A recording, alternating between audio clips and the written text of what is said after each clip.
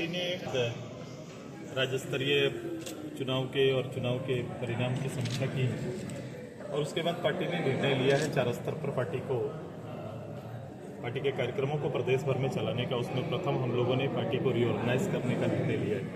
मैं पार्टी का अध्यक्ष हूँ, एक कार्यकर्ता के रूप में मेरी जवाबदेही बनती है कि रीऑर्गेनाइज करने में मुझे अपने पार्टी के पदाधिकारियों के साथ बैठना पड़ेगा। और आज ये प्रमंडलीय बैठक हमारा चल रहा है, उसका आज 5वां प्रमंडलीय बैठक यहाँ पर है, जिसमें पार्टी के कुछ प्रमुख पदाधिकारियों को एक जगह बुलाया गया है कि आगे के कार्यक्रम पार्टी ने जो ग्राम संगठन को मजबूत करने का निर्णय लिया है, पार्टी ने जुआजू का पूरा प्रदेश भर के कार्यक्रम तय किए।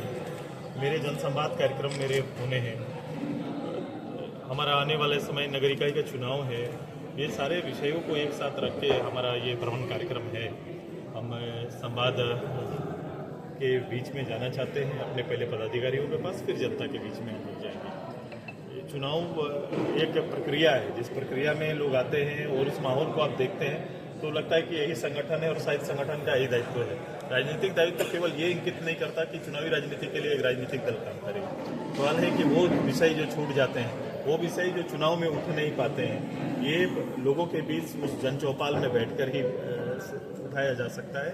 तो आज के दिन प्रबंधन की राजनीति में लोगों के विषय छूटते जा रहे हैं और एक अलग तरीके का प्रबंधन हो जाता है, जो विषय शायद लोगों के जनमानस में 5 साल तक ना होता हो, लेकिन अचानक चुनाव में वो मूल एजेंडा बन जाता है और उसी एजेंडे पे पूरा चुनाव पार हो जाता है। मूल एजेंडा जो वास्तविक एजेंडा जन का है वो गांव में ही छूट जाता है। हमें इसी चीज़ों को खंगालने और एक राजनीति को एक विचारधारा के अंदर ढालने की तैयारी हमारी है। जी, गठबंधन की राजनीति में आप आज कहाँ आपने आपको पाल रहा है झारखंड की तारीख में? झारखंड में आज की तारीख देखो, गठबंधन की राजनीति तो आज पूरे देश भर में है और गठबंधन की राजनीति राज्य स्तर पर, देश स्तर पर चल रहा है। हाँ, हम प्रदेश में हैं और प्रदेश में एक ऐसा संगठन जिसने राज्य के को खड़ा करने में, राज्य के आंदोलन में लंबा समय दिया और निर्णायक लड़ाई लड़ा, जिसकी आहुति का एक अपने आप में एक इतिहास है। मैं ऐसे संगठन से आता हूँ, इसलिए मेरा दायित्व एक रीजनली ज़्यादा हो जाता है। इसलिए रीजनली सब्जेक्ट को कभी कभी हम लोग राजनीतिक बंधन के अंदर में ये पीछे छूट जाते हैं या फिर जितना बल देना चाहिए उस पर वो नहीं हो पाता है, जो हम लोग महसूस करते हैं। तो ये एक समय ऐसा है जब रीजनल इश्यूज के साथ आने वाली गवर्नमेंट, जिन्होंने रीजनल सब्जेक्ट से नाता ही तोड़ दिया है इस सरकार ने, और सरकार जो गठन बहुमत के साथ आई है, ये मैं अभी बात ही कर रहा था इस विषय पर। मेरा जो मूल्यांकन है, जो मैं समझ रहा हूँ, ये सरकार काम या डेवलपमेंट की बातें कभी नहीं करती। ये सरकार का एजेंडा है, सामने वाली सरकार का, कि वो डेवलपमेंट से पब्लिक को कितना दूर रख सकते हैं। वो एजेंडा में वो सफल होते हैं तो उनका जीत निश्चित होता है। वो कभी नहीं चाहते कि यहाँ के लोगों में उभार आए, यहाँ के लोगों को अच्छी शिक्षा मिले, अच्छे स्वास्थ्य की सुविधा मिले, ये पूरा संथाल डेवलप करे। ये उनकी प्राथमिकता में कभी नहीं होगा। अगर ये कर देंगे तो वो राजनीति से बेदखल हो जाएंगे। ये उनका सूत्र है कि इससे वो नहीं जुड़े, इससे कनेक्ट ना हो पाए, उसकी तैयारी उस दल में होती है। आपने कहा कि समीक्षा के उपरांत सुदेश नातो जिंदाबाद आरपी की समीक्षा की होगी, कहाँ चूक हो गई है?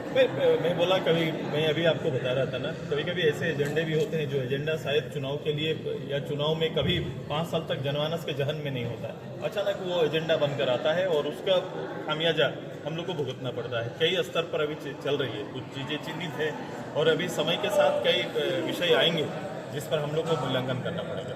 महिला सम्मान को लेकर काफी इश्यूज चल रहे हैं, तो उसमें आपकी क्या राय है?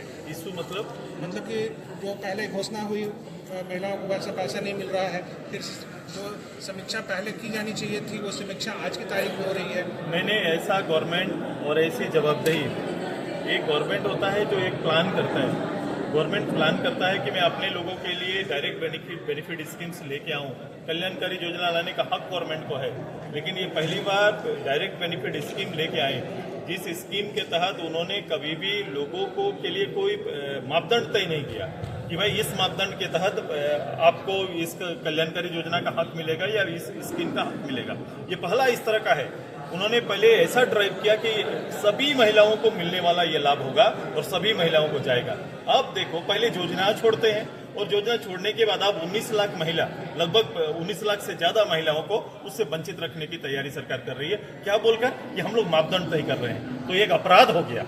ये सुनियोजित सरकारी संसाधन का दुरुपयोग चुनाव में माना जाएगा और हम लोग इसको बहुत गंभीरता से ले रहे हैं और इस इशू को हम लोग बड़ा करेंगे। तो रोजगार का इशू भी झारखंड में बड़ा इशू है। रोजगार इस सरकार का 5 साल पार हो गया साहब।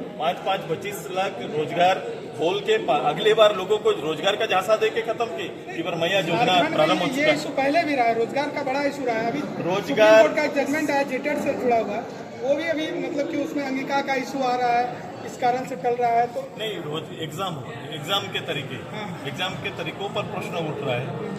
रोजगार एक बड़ा मुद्दा है, रोजगार एक बड़ा विषय है जिसके समाधान के लिए सरकार के पास कोई प्लान नहीं है, जीरो प्लान है। केवल सरकार की रिक्तियों को रोजगार दिखाकर, उसी का सपना दिखाकर इतने लाखों लोगों को कहीं ना कहीं बैठा के रख दिए हैं और ये एक आने वाले समय में एक बहुत घातक परिणाम होने वाला है। अब यूथ का लीडरशिप करते हैं, आपसे लोगों की ज्यादा अपेक्षा थी। मैं इसीलिए प्लान पे मैं अपने यूथ के साथ इसी बात को लेकर बैठूंगा कि झांसे से बचने के लिए आपको खुद को देखना पड़ेगा और सरकार को और सरकार के कार्यकलाप को आपको समझना पड़ेगा। आप अगर नहीं समझेंगे तो ऐसे लोग हमेशा बरगलाते रहेंगे। झारखंड में आजसू के विकल्प के रूप में एक नई टीम आई JKLM की, उसको आप किस रूप में देखते हैं? पार्टियां बनेंगी, पार्टियां आएंगी। भारत में में जब शुरुआत हुआ तो पार्टियां बड़ा सीमित थी, उसकी संख्या भी बड़ा सीमित थी। आज देखो ना 400 पार्टी भारत के अंदर में बनी हुई और रन कर रहे हैं। तो पार्टियां आएंगी, मुद्दों के साथ आएंगे और कई पार्टियां शिथिल भी हो जाती है समय के साथ। सर, आप प्रयास किए हैं और जिस प्रकार से इस बार CGL को लेकर और JPSC को लेकर धांधली हुई है, सर इस पर आजसू पार्टी क्या आपको हर जगह पर मिलेगा ये चीजें, जितने भी आगे आएंगी, क्योंकि गवर्नमेंट का सुनियोजित प्रायोजित है, वो नहीं चाहती कोई परीक्षा ठीक से हो जाए और उसको नौकरी देना पड़े। सर, आप संथाल परिवार के विकास के मामले को लेकर के ये कर रहे हैं। कुछ लोग कह रहे हैं कि संथाल परिवार अलग राज्य बनाया जाए, इस पर आपका और आपके पार्टी का क्या है? देखो, कुछ लोग नहीं, माननीय सांसद जी ने कुछ दिन पहले एक टिप्पणी आई थी, मैंने उसको देखा था। मैं पता नहीं सांसद साहब का कितना शोध है और किस कारण से विचलित होकर ये बात कह रहे हैं कि बहुत मुश्किल से ये प्रदेश की ये सीमाएं हमें प्राप्त हुई है और हमें भरोसा है अपने सिस्टम पर, अपने लोगों पर, कि हम लोगों का विश्वास फिर से जीतेंगे, जनता प्रज्ञा के लोगों का विश्वास जीतेंगे। उनका जो दर्द है या जो चिंताएं हैं, निश्चित रूप से हम लोग को इसमें चिंता पर जब तक 1 to 1 उनसे बात करेंगे तब जाके मुझे इस बात का उनका क्या दूरगामी सोच है मुझे समझ में आएगा। कहीं ना कहीं आप भी उस बयान से असहज है। मैं थोड़ी देर के लिए तो कोई भी प्रदेश के अंदर में होगा, मैं अभी प्रदेश में 22 साल पहले लेके आया, फिर प्रदेश के अंदर कोई प्रदेश की कल्पना अगर ढूंढी जा रही है या चर्चा चल रही है तो माननीय सांसद साहब से मैं बात करूँगा। दूसरा वो बराबर संसद में खाते रहते हैं, ये सच है, ये सच है। और आप पत्रकार हो, आप बोलो, आप इस चीज़ को महसूस कर रहे हैं कि नहीं? आपका जो डेमोग्राफी है उस पर फर्क पड़ा है कि नहीं? लेकिन इसका रास्ता क्या है? ये केवल भाषण का हिस्सा बने नहीं, इसके लिए चूंकि हमारी चौहद्दी, हमारे देश की चौहद्दी कहाँ लगती है? बांग्लादेश के साथ लगती है। वहाँ के लोगों का पहला पैर कहाँ पड़ता है? बंगाल की धरती पर पड़ता है। उसके बाद हम आते हैं झारखंड। तो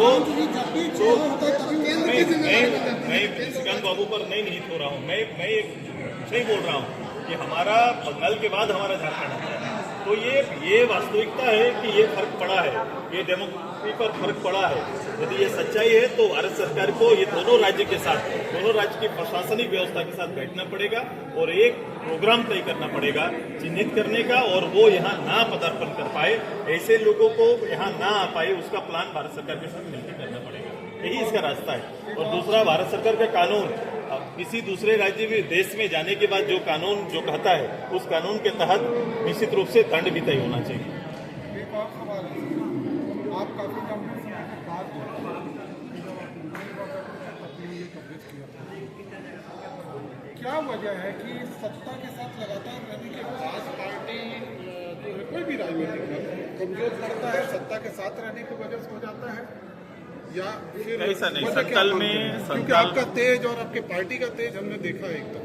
वो बरकरार है, वो बरकरार है, वैसा ही रहेगा, उससे ज़्यादा गतिमान होगा। मैं जो काम करता हूँ, मैं एक मंत्री के रूप में इधर में जितना भी आपके उस समय याद होगा, आपने मुझे कवर किया है तो क्या स्थिति थी, सड़क पे चलना कितना मुश्किल था। आज के दिन में नेटवर्क, रोड के नेटवर्क को हम लोगों ने स्थापित किया। इसी रोड को मैं याद कर रहा हूँ, ये रामगढ़, दुमका और हमारा गोड्डा के बीच सिंगल लेन होता था। मैं भी बता रहा था, मैं रात को 2 बजे इस रास्ते से क्रॉस किया था जब इसको पहली बार चौड़ीकरण का काम हम लोग ने शुरुआत कराया था। मेरा योगदान, मेरे कमिटमेंट दल के रूप में भी रहेगा, डेवलपमेंट के भी रूप में रहेगा। उतार चढ़ाव ये हिस्सा है हमारा, ये कभी कभी ये चीज़ें हम ना चाहते हैं, जैसा परिणाम हम चाहते हैं वैसा हो नहीं पाता है, लेकिन ये स्थायित्व रहे और बड़ा परिणाम आए, इसके लिए हम लोग मेहनत करेंगे।